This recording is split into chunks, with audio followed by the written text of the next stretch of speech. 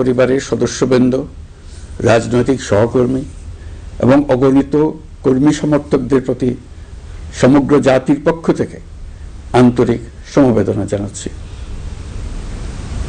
মহান আল্লাহর কাছে আমার প্রার্থনা, তিনি যেন আমাদের সবাইকে এই গভীর শোক কাটিয়ে ওঠার শক্তি দান করেন।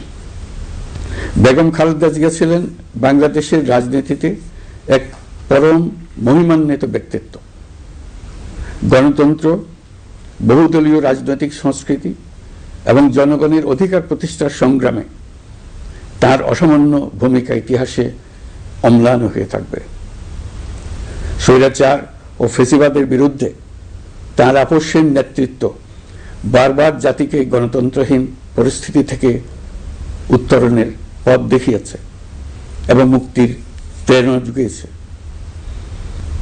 দেশ ও জাতির প্রতি তার সমুজ্জ্বল অবদান জাতি চিরকাল শ্রদ্ধার সাথে স্মরণ করবে। তার দীর্ঘ রাজনৈতিক যাত্রা, গণমুখী নেতৃত্ব এবং প্রিয় মাতৃভূমির স্বাধীনতা ও সার্বভৌমত্বকে সমুন্নত রাখতে তার অবিচল ভূমিকা অবিস্মরণীয় হয়ে থাকবে।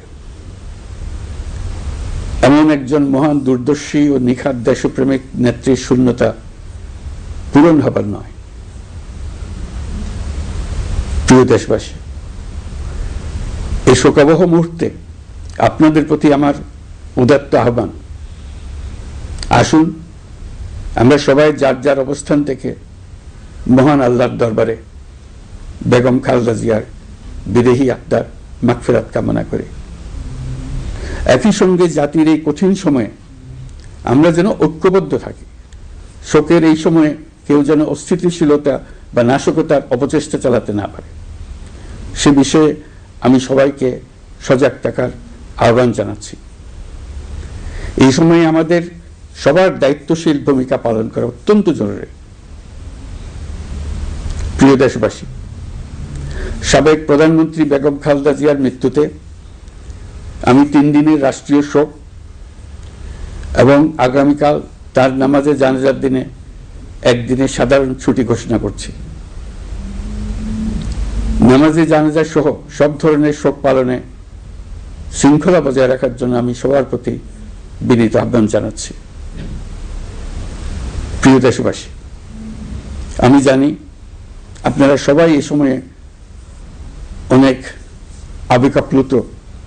আমি আশা করছি শোকের এই সময়ে আপনারা ধৈর্যের পরিচয় দেবেন এবং তার জানাজা সহ সকল আনুষ্ঠানিকতা পালনে সংশ্লিষ্ট সবাইকে সহযোগিতা করবেন। মহান আল্লাহ তাআলা আমাদের সকলকে ধৈর্য, শক্তি ও ঐক্যবদ্ধ থাকার ক্ষমতা দেন। আল্লাহ হাফিজ।